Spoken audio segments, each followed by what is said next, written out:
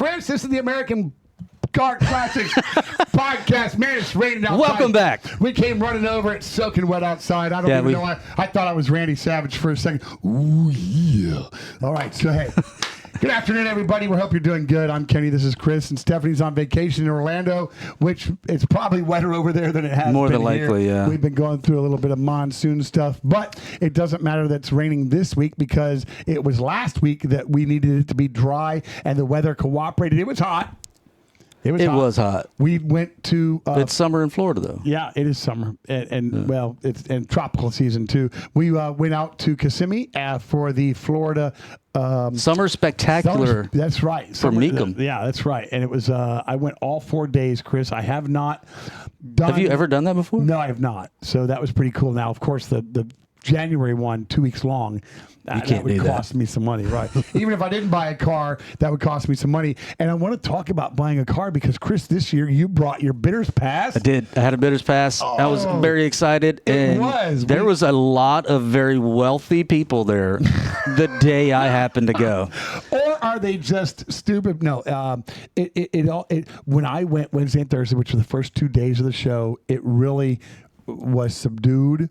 A lot of stuff. I was texting you. I'm sending you one after another. I watched a bit of it online, live on YouTube. Man, some of them, I saw a 59 Fairlane go for like $9,000. It was beautiful. Yeah. Yeah. I think I wrote it down. Yep, $9,000. Sold for $9,000. So super cheap on Wednesday, Thursday. Yeah. So when somebody puts it in there, no reserve, we talk about no reserve, but we're there on the floor. We've got a bidder's pass, and we're looking at this stuff, and you're saying, I could buy this car. Now, I'm not in the market for that.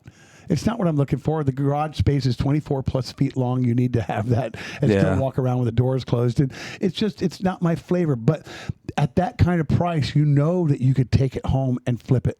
Somewhere go over to Carline or somewhere at an auction or just put it out there. That somebody would probably pick that up $14,000 and you just made a quick $5,000. There was a 2015 BMW 750i. It was an X-Drive. So, yeah, they have mechanical issues. This one did not. But it sold... I think $12,000, $15,000, something like that. Yeah, and I was like, like, it was 15 when you talked to me. And I was like, man, still ridiculously cheap. Absolutely, because you can still turn around and sell it, and make $5,000-$10,000. Well, brand new, these cars are sometimes $100,000, and you just wonder how does that happen. But people know what to look for and all this. But sometimes you get a 10-year-old Mercedes in there that's going for, like you said, a handful of thousands, and it doesn't make sense that you go out and buy new or even somewhere else and pay all the fees. You're paying fees here too, of course, but I don't know. That you get to see them in the staging lanes. They start them up, they run them. You get to see how much work is having to be done before it goes up there. If nobody's touching it, nobody's looking at it, it's a reliable car. You can see as they're driving it, check engine light on. You can do a bulb check, all those things. If nothing's lit up and going, it's probably still a good car. It was a good time. There was a few. So last week, we played Can We Guess the Price? Yeah. So we have the results of that. Yeah. All right. So we first start off with this 1973 VW Thing. Yeah, that's right. Yeah, the orange one. That's right. It did not sell. Oh, it went to the bids goes on. Went to the bid goes on. What did it bring? So my guess was 10 to 12. Okay. Your guess was 14,000. Wow. It went bid goes on to 23,000. Wow. So it got up to 23,000. I wonder what the reserve is on that. Yeah, and I saw a couple others, Chris, that we'll talk about because it really, I can't see now. I own the shop and I do this and I see what goes into it. Now, that's what I said. There was a lot of wealthy people there on Friday. If a customer pays to have a car built and then the reserve is obnoxious, then I understand because he had to pay enough. Yeah, he's got a lot of money in it. But a shop that can put one together, a team of guys takes a month and a half, and we're going to build this car and do it. I don't know that you're at $125,000 or something. I mean it would be that high anyway. But that's what we said. Months ago, we've done several shows where we said it's cheaper to buy something built than it is to build something. It just is right now. Yeah. Then we had the 72. Mach 1, that Mustang like the you have in the shop, right? Yeah, so that's done, by the way, baby. Woo! Yeehaw! So I estimated $18,000 to $19,000. Okay, I priced it higher, didn't I? You said $33,000. Okay, right, great. It sold. Good. For $30,800. Wow! So you were far closer than me. Okay. Price is Right rules, I would have won. Okay. Closest without going over. So there was a 73 Bronco. Man, we saw some beautiful Broncos. If you guys haven't seen it, we have an episode on the channel right now where we looked at 2 different Broncos. One side by side. They were literally side by side, and they were both really, really good. Yeah. And one was double the value of the second one. So the buyers thought. Right, because we said that 72 was on the left and 73 was on the right. And matter of fact, this is the one we saw. That's correct. That's correct. This is the one with the 73 Bronco. This is the one we did the episode on. That's so correct. If you haven't seen it, go check that out. That's right. We're flashing a picture of it here, but it was the 73 two-tone. It was the green, really, really well with the beige or off-white top. But anyway, that's right. I guessed $80,000. Yeah. You guessed $75,000. Okay. You said much higher in person. Once you saw it in person, you're like, this is over $100,000 truck. Absolutely. And back in the market here again, these Fords 2 years ago, these things were bringing 120, 145,000. This one still is. So it did not sell. It went to the bid goes on. Okay. It got up to $125,000 on the bid though. Which it was beautiful, but that's the one I want to talk about earlier when I said 125. I don't get why they didn't sell it because I know the engine that they put in there. I know what they cost. Yep. Okay, so you're going to spend $11,000 on the motor. Everything on the thing was new. You're going to spend $6,000 on the transmission. You're going to get stuff done and everything else. So you've got with payroll, you got $65,000 into this truck. Maybe you bought it for $15,000, so now you got $80,000 into it.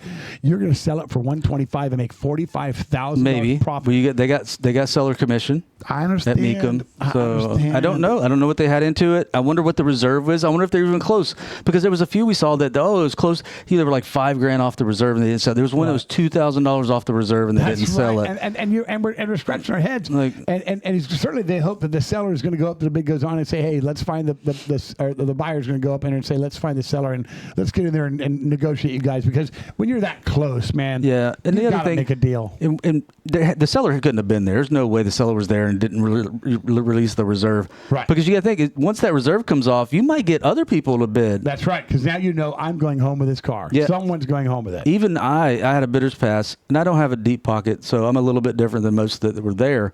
But when I was going through the list, like we have a list of cars, right? And I'm going through the list, and I'm scouring for the no reserves. Those are the ones I'm going to target. And so you probably have some potential buyers that aren't even in the audience at the time because they say, "Oh, it's a reserved car. It's going to be too high." The last one though, 59 Fairlane. This isn't the $9,000 one. No, there was 2 59 Fairlanes there. One was significantly nicer than the other, and this was the really nice one. My guess was $31,000. Okay. Your guess was $26,000 because the 50s market really has fallen. It really has.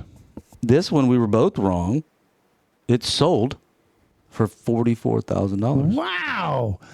Why $35,000 difference in the same model car? It had to have been options or package or just nice and super nice, taken care of, restored maybe. I mean, I said to you on that one day that we were there, collectors. Collections. People really like to buy from a collection because they believe that person has put a lot more into that car as far as maintenance and ownership value, that it's going to come from a stable that had the owner where he had the funds to be able to keep this up, maintained well, and all that. So I think that brings some value into the cars as well.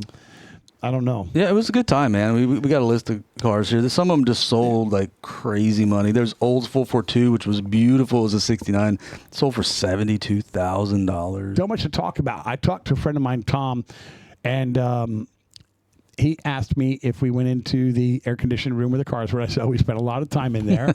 That's where the Cudas were and all that stuff. Air conditioning were a place to be. Did you see a Power Wagon? I said, oh, yeah, it's the only car in the auction that was locked. It's the only one that was locked. Oh, the big truck. And I tried it. He said, I'm part owner in that deal. That truck went through Barrett Jackson last summer. No, Barrett's a no-reserve auction. That is correct. It was a $150,000 buy. He bought into that because they stole it. They wanted to get 200 plus. It did not sell. What did it get to? I don't know. All right, we're gonna look it up, and we'll put it up. What it got to, the high bid. We will get. We both have jobs and we're busy, but we love to bring this to you. And we try to do this on Thursdays and get it out there by the weekend and have fun with it. But the truth of the matter is that we don't always have time to sit there and do all the research in the world to find out. We're some good old boys from Florida, man. We're just trying to hang out with you guys, the car people. But we do follow up on stuff. So if you've got questions, we do answer them and all that stuff. But absolutely, my buddy. I mean, these people that put these away. What kind of restraint are you showing? That's just nuts. All right, so I bought my bidder's pass. I do. For 2 specific IROC Camaros. Yeah, that's One right. There was a red one and there was a blue one. Yeah. And they were both going across the block on Friday. And when we talked to Frank Meek about it and we mentioned the car, he grinned and looked. He's like, the blue one. The blue one. I was like, either one. Isn't that great that the owner of this with 1,500 cars knew exactly which IROC I was talking about. Correlate with that. Yeah. I loved it. And so the red one went across first. And I even told you, I was seeing what the cars were going for. I was like, this is going to be way out of my budget. And you like red. Well, what you said my favorite color. You said, watch, Kenny, I bought a pass, so nothing is going to be in my price range. I did say, I was like, it's Murphy's. That's the reason I bought a pass. It was like, because if I didn't have one, everything would have been affordable. Yeah. And now that I have one, everything's going to be expensive. And that rang very true. So all the sellers, you're very welcome. So the red one came across. It did not sell. It went bid goes on. But it had a high bid. This was an 87 or 89 IROC. I don't remember. Beautiful car. It was, and red's your color, bro. And red is my color. But it's $27,000. I think it was the high bid, and bid goes on. Now I think the reserve was like 36. Yeah, because on one of you went up and asked. I did. Yeah. Then the blue one went across the blocks later on in the day, and it sold because it went through the reserve. But it sold for $77,000 for an IROC Camaro. I looked up the most expensive IROC that ever sold, and it was $101,000, and it only had like 400 miles on it or something like that. This one had 4,000 miles on it, I believe. And that made a difference of $30,000. I guess. Maybe. But the blue one, it said it was the original tires, the original oil, the original transmission fluid, the original everything was in that blue one. It's unmolested. I mean, unserviced, which is crazy to think about. Yeah, so that oil filter is the exact same one they put on the factory. Yeah, you're not running that car then. No. Because why would you ruin your engine with an inferior product like 50-year-old oil and a 50-year-old paper filter cartridge? Yeah, I mean, if you want to drive it, you're changing that. You're changing that. Yes. Even just to drive it, one time because I bought it and own it, you're going to add 80 miles to it. I think the guy at the muscle car museum bought it. I don't know, but does he drive his cars? I think he does. Yeah, I think he does. Well, we know him. We can go ask. So one of these other Cudas I was talking about was lot S192, and this was a 1970 Coda. This was a yellow one, and it was a 440 six-pack 4-speed car with 59,000 original miles. It went with the bid goes on 59,000 miles, a lot more than 11,000. Yeah, and it got up to what? It got up to 110. Oh, that's what I'm saying. These Cudas, that's man, they're amazing, and it's not even a Hemi car; it's a 440. Oh, wow, that's a big deal too, right? So, I told him, look, these are going to be expensive cars, but I really thought the yellow one would have come in around 80, and that was a big surprise to me, and it just didn't happen. But 1,500 cars over the middle of the summer in 4 days, it was eye candy for us, and we had a lot of fun. All right, so. I had to find out about that Power Wagon. Yeah. Okay. I loved that Power Wagon. I thought it was beautiful. It was They paid how much for that? $150 at Barrett. Well, it went bid goes on, as you said. Yeah. Guess what the high bid was? I don't know. 115. Oh. Yeah, buddy. They didn't have the right buyer there. No. But there was also a 58 Dodge Power Wagon. Okay. Navy pickup. W300M for any of you guys that know what that is. It sold for $220,000. Wow. This truck that we saw was fabulous. Gen 6 interior from a Ram. It was huge. Quad cab. it was built. It was a brick shit house, and I was impressed with it. It was a huge vehicle. The color on it was spectacular. It was pewter color almost, with a little bit of smoke to it. It was a fantastic looking ride, man. I'm really surprised at that. Some of the stuff, it was a lot smaller crowd than what we ever see. But on Friday and Saturday, I went back Saturday with Tian and Taryn, and it did pack up. Saturday was very busy. Weather was good, but it was hot. But it was great crowds, man. Yeah, they were. Friday got real busy after you left. I got out there, and you stayed a lot later, and man, it did get busy. But you ended up buying nothing. You looked at some road art. You looked at some Coca-Cola product stuff early on. Yeah. You kind of started to get your feet wet in that. But you are a legit. I'm gonna say it again. I'm a fly by the seat. I'm a kind of get in that little pissing match sometimes, maybe just to be cocky or whatever it is. But you are not. Yeah. You are methodical. Yeah. So you sit there and you calculate ahead of time. I'm interested in these. I'd like to watch and see where they go. If there's something that jumps in there cheap, then I might throw my hand up at it. But I already know where I'm going to be with as far as taxes and fees and out the door. So I don't want to be. So I know if the bid goes above a certain amount, I'm already out. And it isn't the edge of the seat flavor. Man, there's nobody else. The guy, I'm watching him, and he just barely put his finger up for like another 25. But I could probably buy this with another bid. And I'm a very self-disciplined person. Yeah. And so I know what I need to be at and where I need to be. And I'm not. I'm one of those people, I can live with it or without it. And if the Lord wants me to have it, guess what? I'm going to have it. And that's beautiful. And I love it too. And boy, I guess I should have been born a Gemini. I've got two sides of me here, and I do. But no, I do understand that the Lord will give you what he believes you are able to handle. Yeah. And I think that's very, very true. So when we go in there and I get to sit and watch you be methodical like it, because I have never done a bidder's pass at Mecum. I just haven't. It hasn't been, I've got, for whatever reason, I'm like the Bermuda Triangle of this area, and cars just come to me cheap, and I buy the crap out of them. You may be running out of cars here soon. I picked up one yesterday that I'm going to finalize this next week, and we're going to talk a lot about it. It's a prize to me. But on the flip side of that, there's this cracker out there. You almost want to talk to. You want to get like tuned into the camera. Want to jump down here. I want to say, hey, come here. Richard Rollins. I feel funny saying it. We're not calling you out. We're not going to be some podcast. Go, man, that guy, Gas Monkey, whatever his name is, isn't building anything. We challenge you to a race. We're going to build fans. Off. We're going to. Absolutely. Yeah, we're fans. I'm not going to sit there and say I'm gay for Richard, but you know where we stand, man. I'm a mechanic, and I own a shop, and I've got a podcast. So, well, actually, we had the podcast first, so this guy's on my coattails right now. But we wanted to reach out. We talk about crazy synopsises, things of what we can do to turn up the world or whatever we do. And you want to bring your drone out, which today it's inclement weather. It's sunshine. Summertime in Florida. Yeah, you get it. And we are going to, are we going to reach out? Are we going to call and see what happens here? So for those of you who don't know, and you probably do if you're a car guy, you're probably watching that channel far more than you're watching this one. Yeah, they got good editors. And all we have is me. So you can come over here and see Randy Macho Man Savage jump up on the American Car Classics radio podcast at any time. Okay. Through my chain of thought. But they have really good editors and stuff like that. And we have me, and I'm not a very good editor. So stop. Anyway, so Richard and Gas Monkey are doing what's called Gas Monkey Buys, and they are on a mission to buy cars. So if you have one and you haven't heard of this, which would blow my mind, go to gasmonkeybuys.com. Yeah, is it gasmonkeybuyscars.com? Nope, just buys.com. Buys.com. Okay. And anyway, buying cars across America. All across America. It doesn't matter what kind. No. If he likes it, he'll buy it. That's right. New, old, doesn't matter. So Kenny has a lot of cars. Yeah.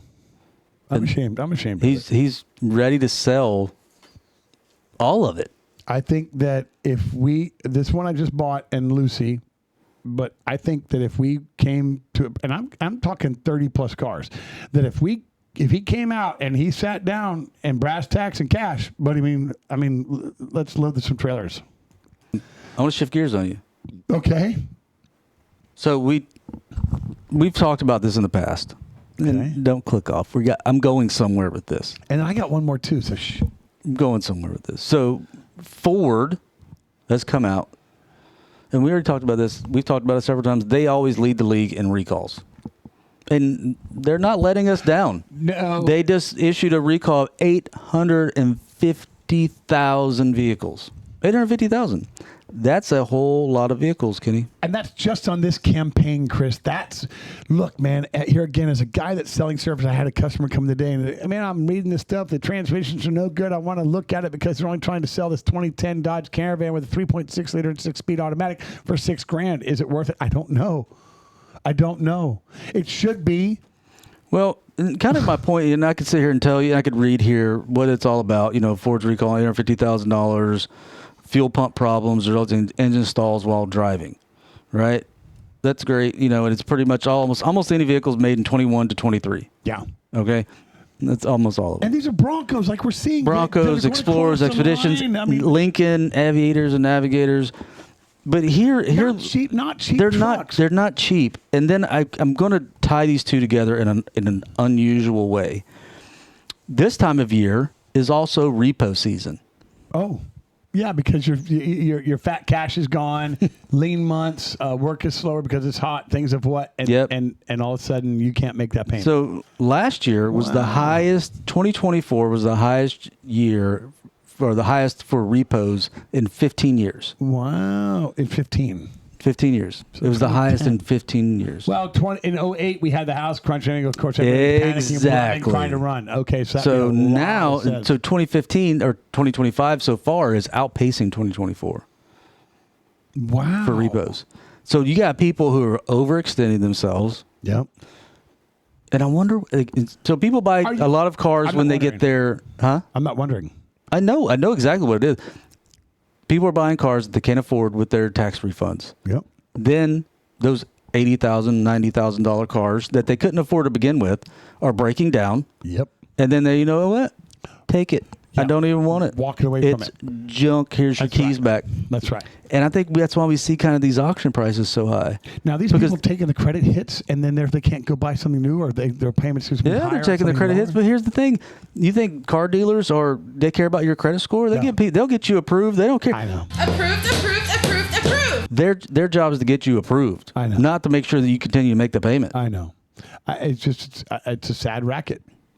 It absolutely is. Because, we all supposed to be kind to each other and everything else, and there should be more to the business and the bottom line. There should be something inside there. You see it all the time on TikTok, all these card salesmen. It's like, oh, you can afford $1,200 a month on a $2,400 a month salary? That's half of your salary, dude. Just refuse, because I see the customers come in. I see what they're driving, 3, 4, 5 years old. I see how they're falling apart. And I wanted to bring in one of those brand new Dodge upper control arms, the Ram. I'm saying Dodge, the Ram pickup truck in 2025. Ridiculous. They have gone to a plastic upper control arm. And I know that you can 3D print and make great, strong pipe, maybe add some carbon fiber. I don't know. But if you're going to impact a car or something at some sort of mile per hour, it's going to break and shear. And then your spring is come loose and you're not going anywhere. And at least with the Bentley, they can still tow you up without destroying the underside of your car or truck. And I just hate that we're going into this kind of world where we're going to make these kind of concessions for a truck that is built Ram tough. Chris, Ram tough. Yeah, well, it was. That's for all trucks, though. That's all No, Chevy trucks. Remember all the good commercials back in the day? I do. Those were awesome. Man. I thought I was a Marlboro man for a second. Those were awesome. It's upsetting to me because I here again I'm trying to. But here's the thing is so expensive, and man, they're so expensive 2 years ago, and they're robbing you in more ways than one. So you can't tell me it costs just as much for those plastic control arms as it was for the steel ones. There's no way. I don't care what you say. I don't either. It's plastic. You 3D printed it. I don't care. Maybe shipping. You want to save weight? Okay, great. You want to save cost? Okay, great. Well, they pass the savings on to us then. Right. But you're jacking up the prices. Yes. By lowering the quality. And then on top of that, you talk about that accident that you get in. You get in that accident. Now you've totaled your truck because it costs more to fix it than the thing is worth. Yeah. And so now guess what's going to happen to your insurance? Your insurance is jacked up, and you got to go buy another new car. It's just an evil cycle. And people are done with it. Yeah, people are done with it. Like, I don't want that. There's a kid I work with. He's probably 23 years old at work. You know, they're the ones that like all the tech. He's done. I'm done with tech. I'm done with it. He's like, as long as there's a backup camera and Bluetooth, I'm a happy guy. Stepping back a little bit. Yeah. He's like, that's all I want. We've talked about the creature comforts that they're a lot of fun, but when they break, do you run right out to fix them? When you hear their price that it costs to fix them, you can all of a sudden live without that heated steering wheel and all that. Well, and then you got all the computers for your brakes. Yep. We put it in maintenance mode to change your brake pads. Yep. That's insane. There's no reason a brake job should cost $700. No, but when we have to buy the equipment and do it, and here again, so 2019 and newer, all the proprietary rights from them are getting more reserved, and they're starting to command a fee for you, a subscription to join that you pay per month, and then you pay per car. And I'm not doing that. I'm calling Ely Tech, and I'm having them come out, and I'm having them do what they can on free flash and stuff like this. Otherwise, I'm just not going to advance into that at my shop. What auto manufacturers did is they saw what Apple did with cell phones. Yeah. And said, you can't work on these. You have to come to us. That's right. And you know what? It worked. GM and Ford and Ram, like, that's a good idea. Yeah. Yeah. We should make all of our stuff where you have to come to us. We've already got the dealership. We've already got the sales team and the techs and everything else. We've already got the That's parts exactly in what they've hand. Might as done. well just control it. Yeah. It's too much. Yeah. I hope you stuck around. Yeah. And listen to us, man. Oh, you got something else? I got one more. I'm going to bring it too real quick. I'm going to put my glasses back on. You haven't seen this yet. I'm going to read this real quick. Now, All right. Now this says my name, but it's we're working on making sure that we procure plenty of what we need to. Okay. We've heard back. I'm curious. We've heard back from somebody that we have reached out to. We've heard back from SEMA. Hot dog. This is November, the first week of November in Las Vegas, and we have been approved for Your registration. Oh, we can't. That's right. We've been approved. That's right. So congratulations that we are looking at heading to SEMA, into the Apex, and I'm going to write them. We're going to follow up, send a couple pictures of Lucy, let them know that I'm making this cross country trip, that I'm going to November 4th through the 7th. GoProing it and filming it, and hope we'll be live on YouTube doing that, and people can appreciate the journey as I go from East Coast of Florida all the way out to Las Vegas. So yeah, this is going to be fun, and tune in, follow us. We'll be bringing you. We'll probably do some lives from SEMA. Oh, I'm sure. Right, I mean, even if it's just from our cell phones, we're going to bring it to you live from SEMA. Oh yeah. Man, I'm so excited. My brain's just like running. Like, yeah, we got it through. So little old podcast in little old Florida. Some good old boys from Florida. Just a couple of good old boys. Florida, I'm going to play the Dukes of Hazzard theme song. Yeah. I got to buy the rights to that. So that's cool. So, yeah, all right. Well, that's about it, right? We had a good show. We appreciate everything else. Listen, I hope you guys stuck around. We talk about a lot of really cool stuff. There's a lot of guys at work that come to me and talk to me about cars and this, that, and the other, and they ask my opinion. I'm like, you know what? If you would follow the channel, we talk about all this stuff. We talk about everything you guys care about, old, new, news, classics. all of it. We're just auto people. Yeah, real quick, we're going to be at Ford's Garage July 27th. It's a Sunday morning, 8 to 11. That's going to be in Viera, Florida, and we're going to have a good time. And we're going to Pearl's first car show. Pearl, that's right. And I guarantee she's going to be a Pearl's first car show. And I've spoken to Tony, and Tony has guaranteed us. He's the manager at Ford's Garage in Viera, and he has guaranteed that we're going to have Lucy one side, Pearl on the other, and a space for the tent in the middle. So we're going to be able to do our podcasting. It's going to be beautiful. I know the weather's going to be hot, but what I love about this, it's early in the morning. 8 to 11, in and out. I'm going to have some meatloaf. It's just what I'm going to do. And so if you're out in the area, if you're local to all this, come say hi. I'm going to put this on Brevard car shows and all that. So if you get out there, we'll throw this short out there and come join us if you're local. And here again, like Chris is saying, if you tuned in just for a second, first time, whatever, do what we ask you to do, like it and subscribe it. But drop us a line, give us a comment, give us some feedback so you know where we need to head this in and what topics you'd like to see covered if we're not doing it right. All right? So I'm going to ask our ghost friend Casper to hit to play us out as they do, and chime in. Greg Billings and the Stranger Band, we appreciate it. We love you. God bless. Take care of your brains. Be good to each other.